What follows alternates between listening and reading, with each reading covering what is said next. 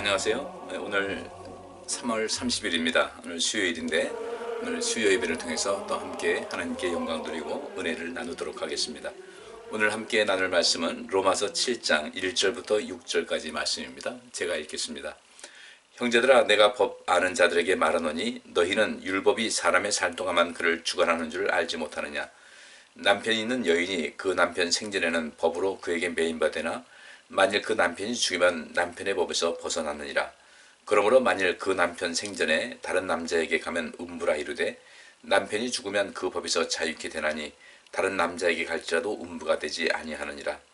그러므로 내 형제들아, 너희도 그리스도의 몸으로 말미암아 율법에 대하여 죽임을 당하였으니 이는 다른이 곧 죽은 자 가운데서 살아나신 이에게 가서 우리로 하나님을 위하여 열매를 맺히게 하려 함이니라. 우리가 육신에 있을 때에는 율법으로 말미암는 죄의 정욕이 우리 지체 중에 역사하여 우리로 사망을 위하여 열매를 맺게 하였더니 이제는 우리가 얽매였던 것에 대하여 죽었으므로 율법에서 벗어났으니 이러므로 우리가 영의 새로운 것으로 섬길 것이요 의문에 묵은 것으로 아니할지니라. 아멘. 우리가 이 율법에 대한 이해를 키워야 될 그 이유는 우리가 보통 율법주의자들이라고 하는 그런 들 속에서 율법에 대한 어떤 그 부정적인 그런 관념이 대체적으로 우리 한국교회 많은 성도들에게 이제 잡혀 있는 것 같습니다. 그래서 율법은 필요 없다, 무시해야 된다, 또 거기다 나가면 이제 구약은 필요 없다, 뭐 이렇게까지 얘기가 되는데 실상 이 율법이 없으면 그리스도의 은혜도 없는 거죠. 왜냐하면 이 율법이라는 것은 우리 사람이 죄인인 것을 인식하게 하는 것이거든요. 그러면 그 율법이 있음을 통하여 우리가 죄인인 것을 인식하게 되고, 그러면 그럼 우리가 어찌할꼬라고 하는 그 의문을 갖게 되죠. 그럼 우리가 이 율법 때문에 이거 죄인이 되고, 죄가 어떤 우리 속에 있는 그 어떤 죄, 내가 행한 것에 대한 죄가 성립이 되고, 그러면 이 성경에 있는 말씀대로 죄의 삭은 사망인데, 그럼 이 죄를 졌으니 죄가 있으니 사망에 이를 수밖에 없고 영벌에 처할 수밖에 없는데, 그럼 어떻게 하면 우리가 이 영벌의 상태에서 죽음의 그 그늘 아래서 고통하지 않냐고 이제 영원한 생명, 또 이 생명력을 누릴 수가 있을 것인가. 그래서 우리 하나님께서 그 해결책으로 예수님을 보내신 것이었죠. 그래서 예수님께서 우리를 대신해서 이 율법으로 말미암아 우리가 죄인인 것을 이제 인식하게 되죠. 또 정죄가 되고 있는데, 그러면 이 율법으로 말미암아 죄가 정죄가 됐으니까, 내가 죄인이 됐으니까, 그 다음에 우리가 어떻게 하면 또 영생을 얻을 것인가. 그래서 우리의 죄를 대신 지시고 예수님께서 십자가에서 죽으신 거예요. 그리고 누구든지 저를 믿는 자는 멸망하지 않고 영생을 얻게 된다. 그러면 그 믿는다는 말이 뭐겠어요? 하나님을 믿는다, 예수님 믿는다면 그분의 가르침을 믿는 거죠. 그분의 인도하심을 또 믿는 것이고, 그래서 율법이 없으면 우리가 하나님의 은혜는 존재할 수가 없다는 겁니다. 율법이 없으면 내가 죄인인 것을 알지 못하게 되고, 죄가 없는데 내가 왜 그 영원한 형벌에 빠질 이유가 어디 있겠어요? 그러니까 우리나라에도 이제 법 체계가 있지 않습니까? 이 법의 체계가 있는데 이 법이라는 것이 굉장히 치밀한 거예요. 왜냐하면 이 법에 규정되지 않은 어떤 문제가 생겼을 때 이 문제를 해결할 방법이 없어요. 물론 지금도 그런 부분이 있을 겁니다. 어떤 그 형법이라든지 어떤 상법에서 또 모든 민법 이렇게 굉장히 많이 다양한 법이 있는데, 그 법에 저촉되지 않게 되면 이건 어떻게 해결할 방법이 없는 거예요.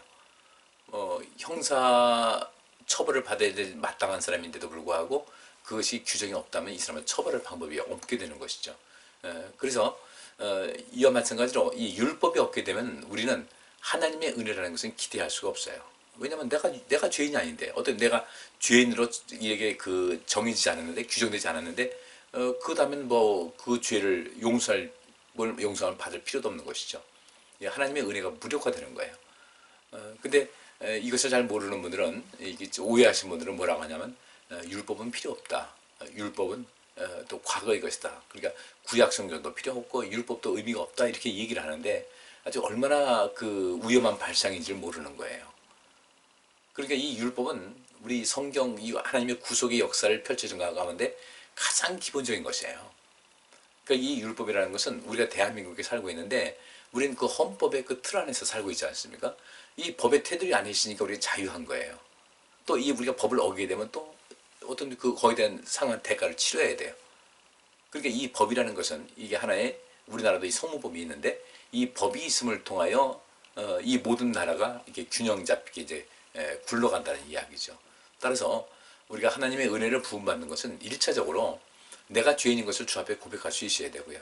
그러면 그 죄인 것을 고백하고 그 다음에 죄사함 받게 되고 죄사함 받으니까 의인이 되는 것인데 우리가 죄를 고백하는 이런 모든 것이 율법에 근거한 것이라는 거죠.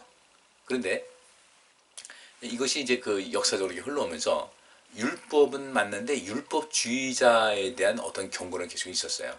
예수님 당시에도 그런 말씀이 있었고 율법주의자들, 그러니까 율법의 가장 기본적인 그 틀은 우리가 얼마나 연약한 존재이고 우리가 하나님 앞에서는 이 율법을 다 행함을 통하여 하나님 앞에 설 수 없는 그런 연약한 존재라는 것을 인식하는 거죠.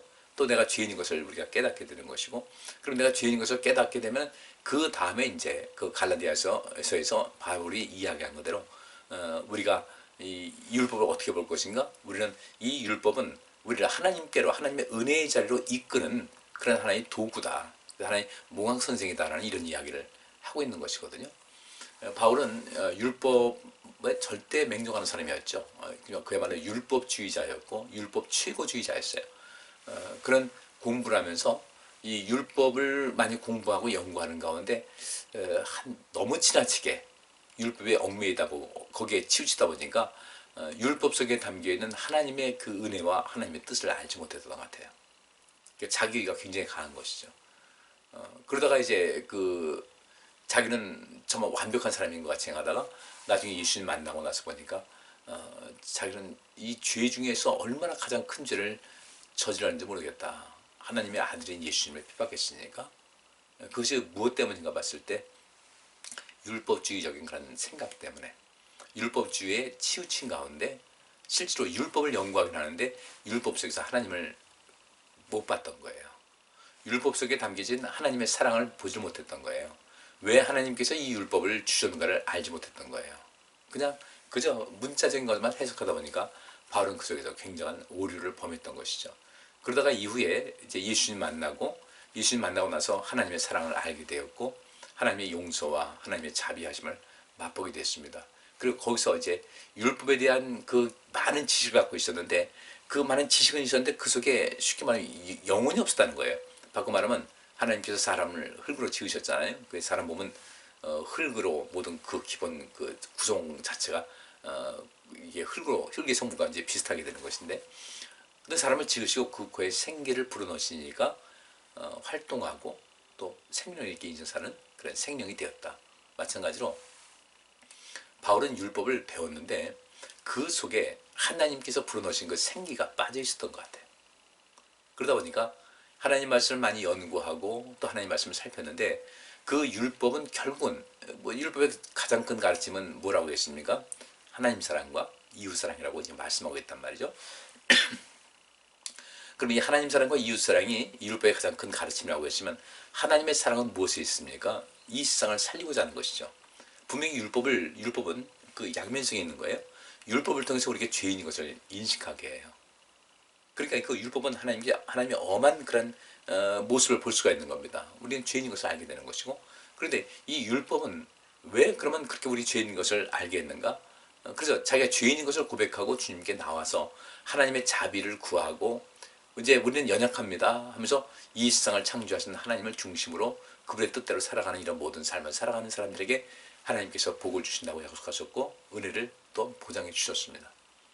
그런데 이 바울은 이 율법을 그 하나님께서 이 세상을 구속하시고자 하는 하나의 그 1차적인 기초 작업이라는 것을 미처 깨닫지 못했던 거죠. 율법을 통해서 인간이 무력하다는 것을 깨닫게 되고, 그럼 우리가 어찌할꼬 했을 때 하나님께서 내게로 오면 너에게 산다. 수고하고 무거운 짐자들아 다 내게로 오라. 너희 인생을 너희 자기 어떤 힘을 가지고 자기 의지를 가지고 무언가를 해나가려고 하고 율법을 지켜서 내가 구원에 이르려고 하고, 근데 왜냐하면 그 당시 예수님 당시에 율법학자들은 많은 사람들을 그렇게 가르쳤거든요. 율법을 행해야만 우리가 구원받는다 이런 식으로 하니까. 근데 예수님께서 말씀하시기를 수고하고 무거운 짐자들아 다 내게로 오라. 그 율법을 행함을 통해서 널 절대로 하나님의 구원의 자리에 이룰 수가 없다는 거예요. 그래서 우리 예수님께서는 또 다른 길을 가르쳐 주신 거죠. 내가 너희에게 주는 멍에는 가볍다, 쉽다. 내 가르침을 받아라. 나의 쉬운 것, 내가 율법을 뭐 지키라는 건 이건 인간으로서는 도저히 이게 불가능한 그런 것인데 그걸 거기에 얽매여 가지고 살지 말고 하나님의 은혜의 자리로 나와서 내가 죄인인 것을 고백을 하고 그럼 하나님 어찌해야 되겠습니까 했을 때 주님의 인도하심을 따라 살면 모든 것이 온전하게 된다는 것을 예수님께서 가르쳐 주셨는데 바울이 배웠던 그 율법은 그런 것은 아니었어요. 하나님은 진노하시는 하나님, 모든 법의 기준에 따라서 딱딱 자르고 심판하고 이런 것을만 생각을 했지 그 속에 율법 속에 하나님께서 이 세상을 살리고자 하는 그런 근본적인 뜻이 있다는 것을 바울은 발견하지 못했던 거죠. 그러다가 예수님 만나고 나서 그 율법 속에 감추어진 그 보배, 하나님의 사랑을 이제 바울이 발견하게 된 거예요. 근데 그 하나님의 사랑을 발견하게 되는데 그 하나님의 사랑으로 말미암아 자기 자신이 용서를 받은 것을 체험을 한 거죠. 그리고 이전에 그가 하나님 앞에 많은 불경된 일을 했지 않습니까? 그것이 하나님의 뜻을 이룬다고 하면서 했지만 실상은 하나님 앞에 불경된 것이었고 하나님의 원수가 되는 그런 행위였음에도 불구하고 하나님께서는 그 일을 용서해 주셨고 수용해 주셨어요. 물론 바울은 또 자기가 이 율법에 대한 진정한 의미를 알게 되니까 바로 이전에 자기가 쌓아왔던 모든 그 공든탑을 무너뜨리고 그래서 새롭게 인생을 건축하는 그런 그 모습을 갖게 됩니다. 하나님께서 바울을 택하신 이유가 바로 율법에 대해서는 아주 뛰어난 학문적인 체계를 갖춘 사람이었다. 또 하나 그렇게 많은 학문적인 체계를 갖추고 있었고 율법에 대해서는 정말 누군가하고 토론해도 지지 않고 율법에 대해서는 완벽한 전문가라고 할 수 있는 이 사람이 율법에 대해서 아주 심각한 오해를 하고 있었다는 그것이 하나님께서 바울을 부르신 이유가 될 거예요. 그러니까 그런 이 율법의 양면성을 본 거죠. 그렇다고 해서 바울이 처음에 가지고 있던 그 율법에 대한 열정과 또 율법의 근본적인 가치, 하나님의 심판과 하나님의 그 또 공의로우심 이런 것을 포기하지 않은 거예요. 근데 그 속에 담겨 있는 하나님의 사랑을 알지 못했는데 비로소 예수님 만나고 나서 그 율법 속에 담겨 있는 하나님의 자비로우심, 하나님의 사랑, 하나님의 은혜를 또 발견하게 된 거죠. 그러면서 이 율법을 균형 잡힌 모습으로 가르칠 수 있는 그런 단계가 된 거예요. 하나님께서 바울을 부르신 이유가 바로 그런 것이었습니다. 율법에 대해서 굉장히 열심히 있는 사람이었어요. 그런 자기 자신을 쳐서 복종시킨다 말씀하고 있지만 이미 이전에도 그 율법을 지켜서 어떤 구원에 이르고자 하는 그런 강인한 어떤 노력과 그 의지를 가지고 있던 사람이었어요. 그리고 율법은 내가 이 정도만 되면 난 온전히 구원에 이를 수가 있을 것이다 라고 생각을 했는데 예수님 만나고 보니까 그것이 아니었죠. 많은 지식이 있었고 나름대로 다른 사람과 비교해서 굉장한 의지를 가지고 이 율법을 많이 지켜왔기 때문에 하나님께서 인정하실 것이라고 생각을 하고 있었는데 나중에 예수님 만나고 나서 자기의 죄가 얼마나 큰 죄인인가를 알게 된 거예요.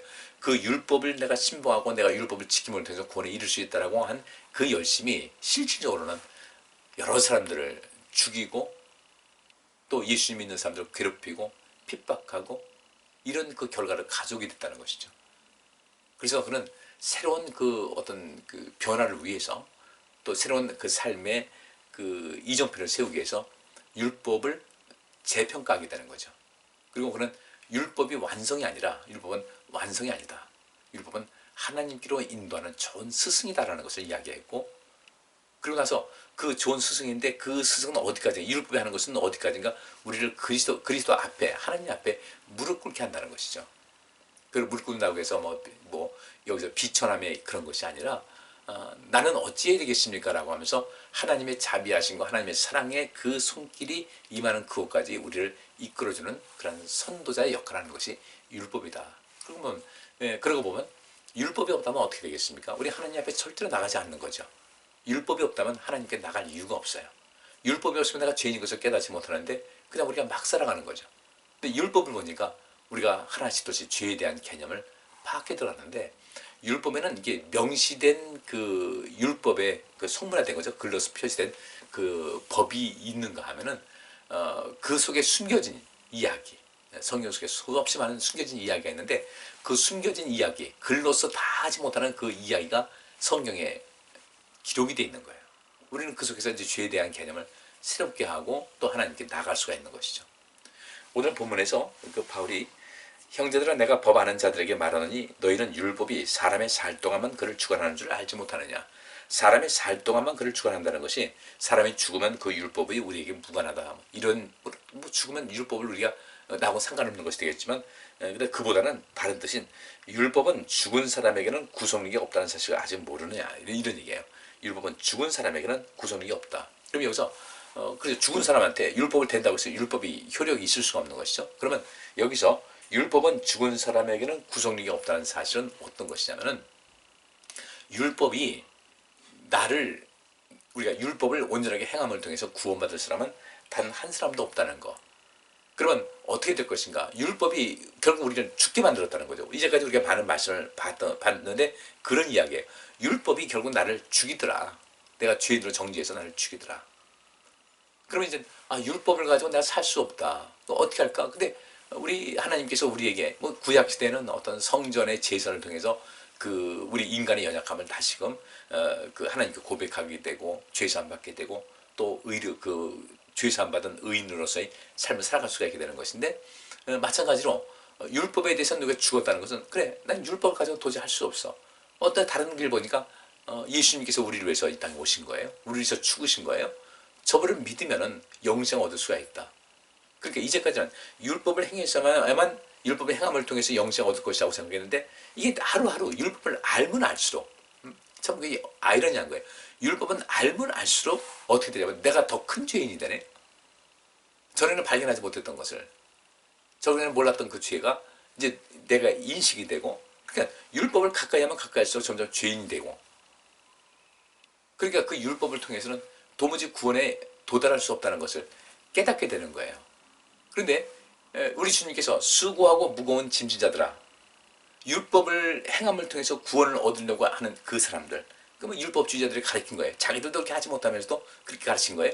그래서 그 사람들이 그 가르침을 따라서 어떻게든지 율법을 지키려고 하는데 율법을 하면 할수록 지킨다고 하면 할수록 점점 더 자기 죄인임을 깨닫게 되고 나중에는 지치는 거죠. 지치고 난 나중에 내가 구원에 이룰 수가 없게 된다는 것을 알게 되고 그 다음에 이제 포기하게 되는 단계까지 오게 되는 거죠.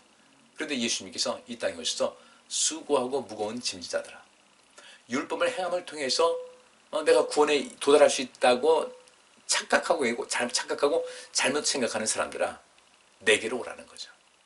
내게 영생에 이르는 길이 있다는 거죠. 분명히 하나님께서 말씀하셨어요. 이 율법을 다 지켜라. 그럼 영생에 이른다.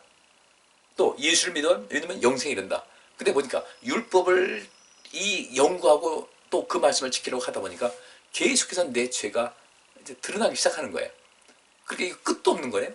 끝도 없으니까 율법을 행함을 통해서 우리 구원에 이를 사람은 아무도 없다. 그런데 주님께서 내게로 오라는 그 말씀대로 주님 앞에 갔더니 주님께서 우리에게 지어주는 짐은 가볍고 쉬워요.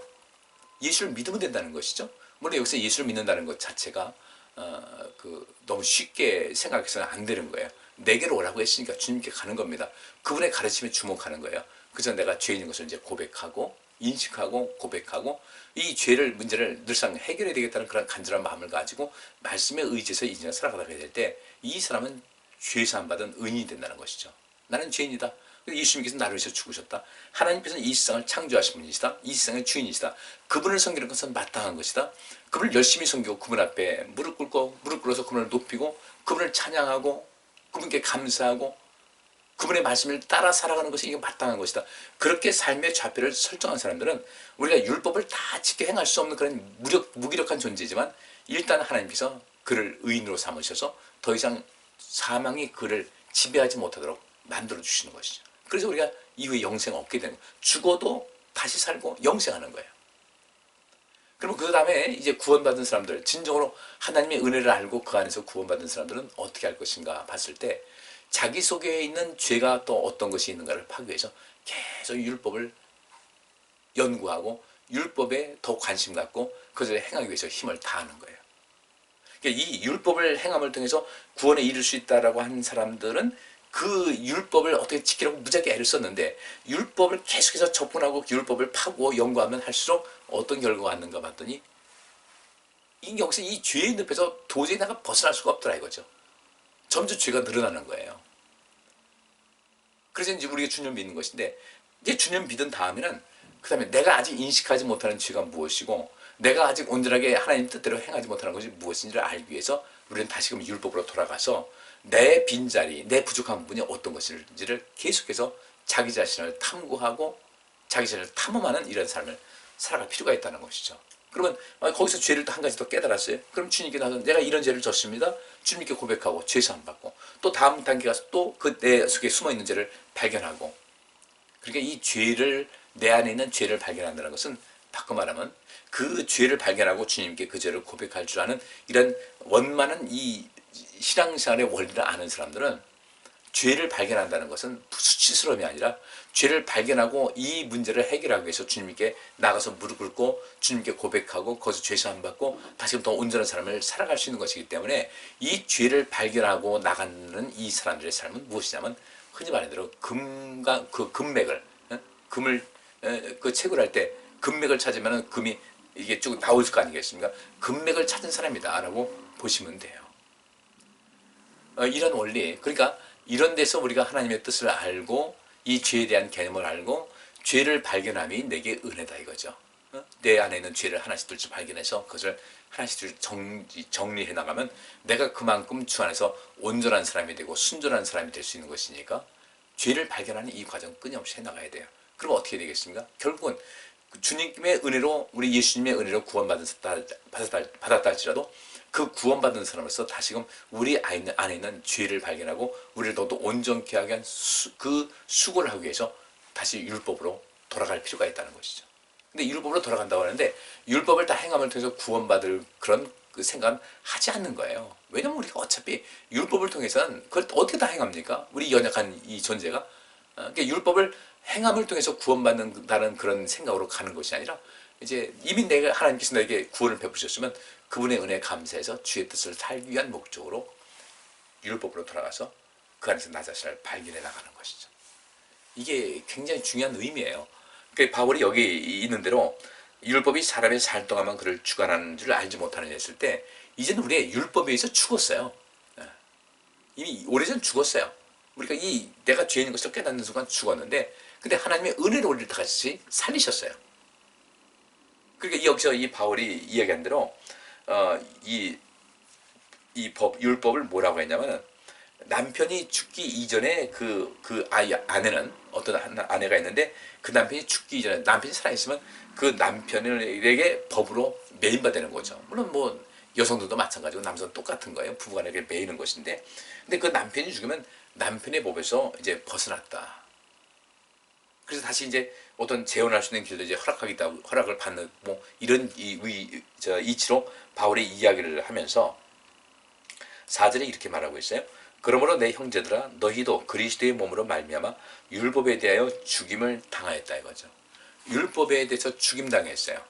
우리가 율법을 도저히 행할 수가 없는 거예요. 그래서 율법이 계속해서 너는 죄인이야 계속해서 우리를 지적을 하고 또 우리에게 화살을 당기되고 화살을 맞았어요. 우리 죽을 수밖에 없어요. 내가 죄인이에요.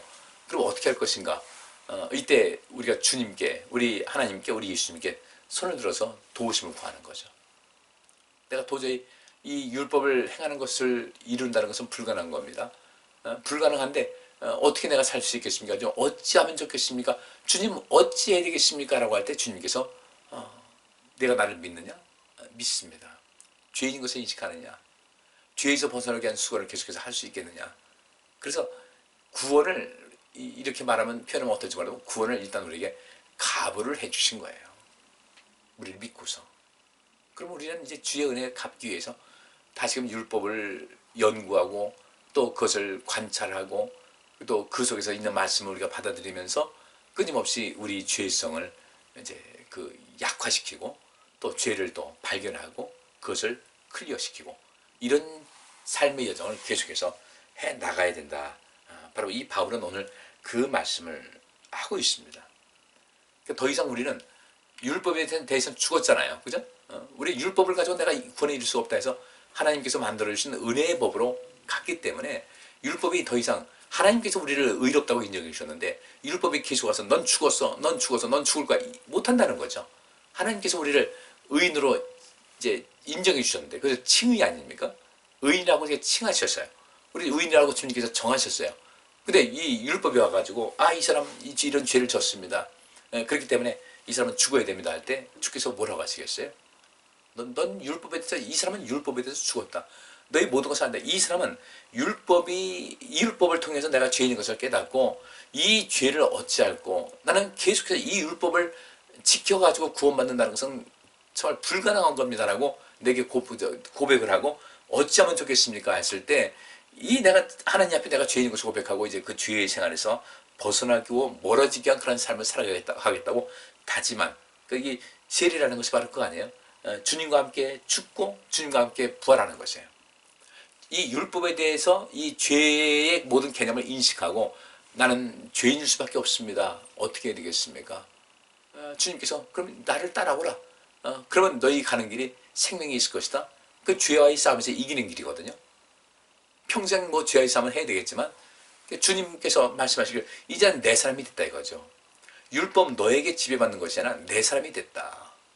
이 사람은 자기 연약함을 알았다. 자기 죄인인 것을 깨달았다. 내게서 고백을 했다. 죄와의 싸움을 늘상 하고 하면서 그 죄를 이제까지 못 이뤘지만 계속해서 죄를 발견하면서 하나님의 뜻을 이루고 살기로 다짐한 사람이다. 주께서 이렇게 인정하시면 더 이상 이 사람은 율법에 대해서는 죽은 거예요. 대신 생명의 법 안에서는 산 거예요. 율법 때문에 죽었지만 그 나는 죄인인 것을 고백했기 때문에 주의 그 생명의 성령의 법인 그 은혜의 법 안에서는 영원히 살 수 있는 길이 열리게 된 것이죠. 지금 우리가 누리는 것과 똑같은 것입니다. 그래서 5절 말씀에 우리가 육신에 있을 때는 율법으로 말미암는 죄의 정욕이 우리 지체 중에 역사하여 우리로 사망을 위하여 열매를 맺게 했다. 우리가 육신에 있을 때에는 내가 인간적으로 뭔가 할 수 있다고 자신만만했던 그런 삶. 그런데 나중에 이제 내가 그 율법을 다 이룸을 통해서 성취함을 통해서 구원에 이를 수가 없다는 것을 깨달은 전적으로 무기력한 상태에서 주님께 가까이 나가니 우리 주님께서 우리를 살리시더라는 거죠. 더 이상 율법의 종에 율법의 어떤 억누를 사는 것이 아니라 이제부터는 그 은혜의 법 안에서 생명을 얻고 이제는 그 율법으로 우리가 돌아갈 때는 내가 율법을 지킴을 통해서 내가 구원에 이르겠다는 것이 아니라 율법에서 정하고 있는 죄가 무엇인지를 알고 내 안에 있는 어떤 죄가 남아있는지를 그것을 파악하기 위해서 율법으로 돌아간다고 할 때는 이 사람은 목적이 다른 거죠. 내가 율법을 행함을 통해서 내가 구원에 이르겠다는 사람하고 이제 나는 이 율법의 그 가르치는 모든 죄에 대해서 나는 자유로울 수가 없다. 내가 죄인인 것을 난 이제 고백을 한다. 율법을 내 인간의 힘으로 다 이룰 수는 없다. 그럼에도 불구하고 주님께서 우리를 구원으로 인도해 주셨으니까 이제는 그동안 내가 이루지 못했던 것 이제 율법으로 다시 돌아가서 율법에서 말씀하고 있는 모든 것을 우리가 지켜 행하고 내 안에 있는 죄를 내 안에 숨어있는 그 죄를 발견하는 도구로 삼겠다. 그래서 주님을 기쁘시게 하는 삶을 살겠다는 이런 모습으로 율법에 접근하게 되면 성령께서 도와주셔서 우리를 더욱더 온전하게 되는 역사를 베풀어 주신다는 것이죠. 그래서 6절에 이제는 우리가 얽매였던 것에 대하여 죽었으므로 율법에서 벗어났다. 율법이 더 이상 우리를 정죄하지 못해요. 왜냐하면 그리스도께서 우리를 살리셨기 때문에 이러므로 우리가 영의 새로운 것으로 섬길 것이요 의문의 죽은 것으로 아니할지니라. 의의 새로운 것이 무엇이겠습니까? 예수 그리스도를 통한 그 구원의恩정 놀라우신 하나님의 선물이죠. 이 안에서 우리가 구원받았으니까 더 이상 의문에 묵은 것을 아니할지니라. 의문이라는 것은 이렇게 글을 새겨놓은 거예요. 말하는 십계명이라든지 이런 것 그것에 묵은 것으로 아니할 것이다. 우리는 그 속에서 내가 죄인임을 발견하고 얼른 주님께 피하는 거예요. 주님 내가 죄인입니다. 이런 죄를 졌습니다. 용서하여 주옵소서. 그러면 내 뜻대로 계속 사는 것에 힘을 다하게 되냐? 그리 하겠습니다.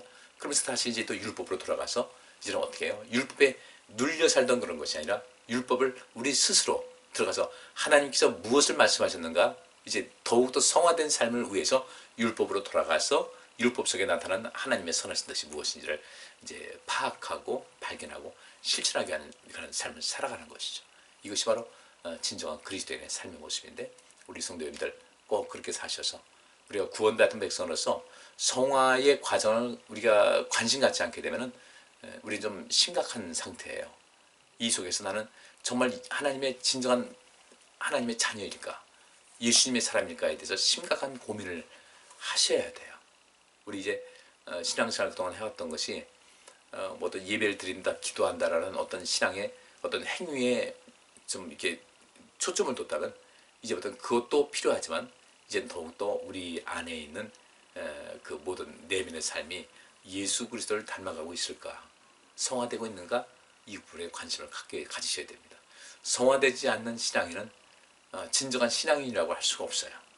진정한 그리스도께서 우리를 가르쳐주신 그런 그 길에, 그 좁은 길, 거기에 들어섰다고 말할 수가 없는 겁니다. 성화의 과정 힘써 감당하셔서 복된 삶을 누리시고 여러분 인생의 생명과 생명력이 차고 넘치고 주님 앞에 나중에 설 때 담대한 모습으로 설 수 있는 여러분들 되시기를 바랍니다.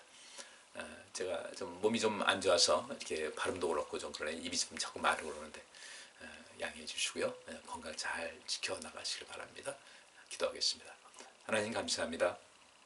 율법의 의미를 우리가 알고 하나님의 사랑을 알고 율법 속에 담겨있는 하나님의 의, 하나님의 심판, 또 그 속에서 담겨있는 하나님의 사랑, 이 모든 것을 온전하게 발견해서 주의 말씀에 의지하고 우린 죄인인 것을 주님께 고백하고 또 죄사함 받고 이제부터는 우리 속에 숨어있는 그런 모든 죄를 끌어내기 위해서 또 그것을 의식하기 위해서 율법으로 돌아가 더욱더 성화된 삶을 살아갈 수 있도록 도와주옵소서. 더 우리가 예수 그리스도를 닮기 원합니다. 우리 속에 있는 부정한 것 다 몰아내고 우리 속에 하나님 말씀에 순종하는 그 가운데 의로운 것이 심어져서 하나님과의 소통에 더 자유롭고 더 형통하게 하여 주옵소서. 예수 그리스도 이름으로 기도하옵나이다. 아멘. 감사합니다. 편안한 밤 되시고 늘 믿음으로 승리하시길 바랍니다. 감사합니다.